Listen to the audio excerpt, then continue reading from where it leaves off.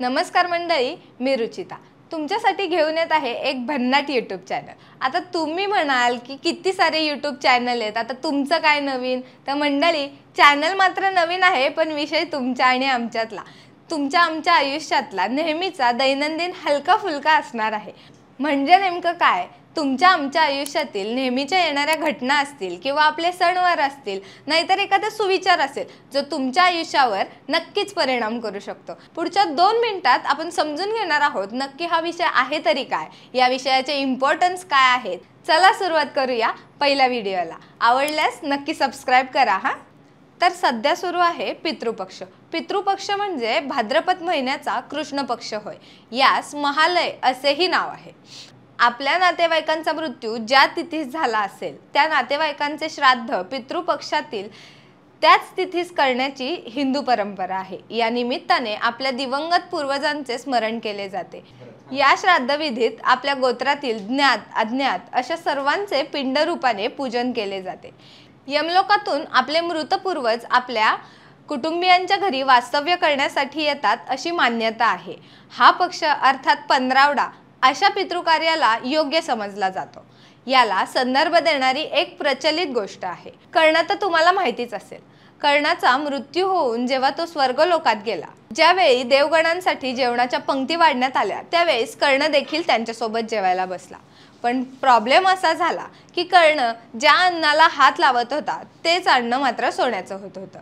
कर्णाला प्रश्न पडला की असं का होत आहे, म्हणून तो इंद्रदेवाकडे गेला।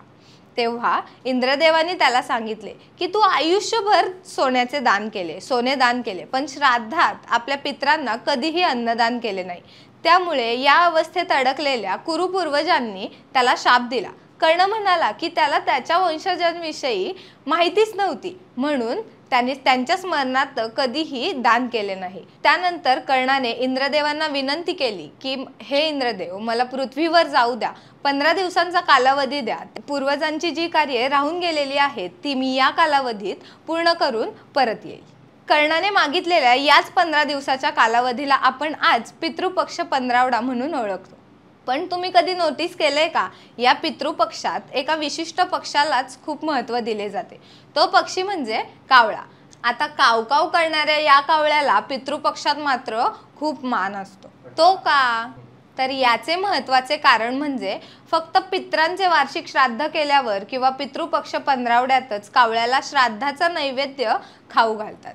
यामागचे एक तथ्य आधारित पौराणिक कथा प्रचलित आहे। कावळ्यामार्फत पूर्वजांना जेवण मिळते अशी मान्यता आहे।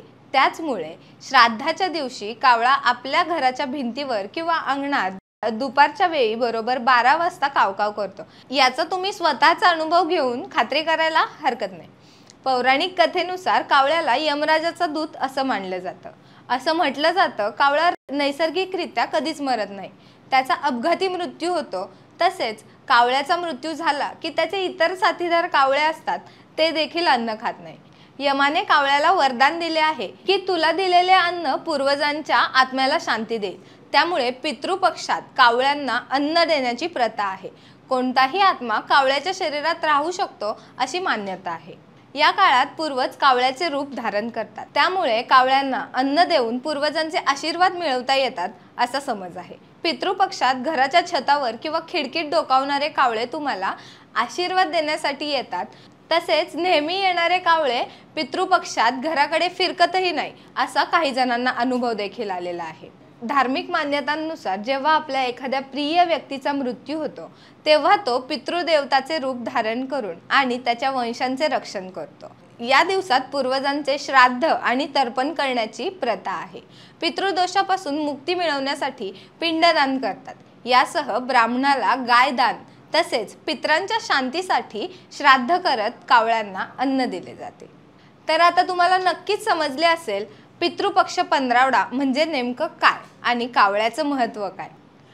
असेच हलके फुलके विषय घेऊन आपण आता भेटतच राहू, पण त्यासाठी तुम्ही मात्र सबस्क्राइब करायला विसरू नका। पुढच्या विषयासह लवकरच भेटूया। तोपर्यंत व्हिडिओ पाहिल्याबद्दल धन्यवाद।